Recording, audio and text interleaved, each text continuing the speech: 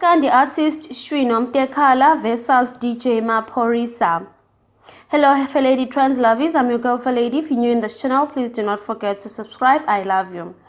It's a beef we never saw coming, but two of South African's music's heavyweights are going head to head, and we don't know which side to take. The legendary Maskandi duo Shwino Mtekhala and King of the Yanos DJ Maphorisa are not seeing eye to eye, and this can't be good for local music lovers.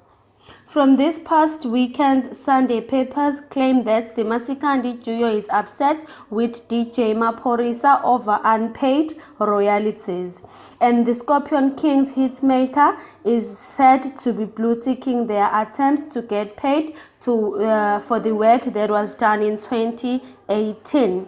The story started so positively last year. In the weeks building up to the release of Mlindo's debut album, DJ Maphorisa announced that his flagship singer had secured a collaboration with the two Mzansi's most important duo, Shwino Mtekhala.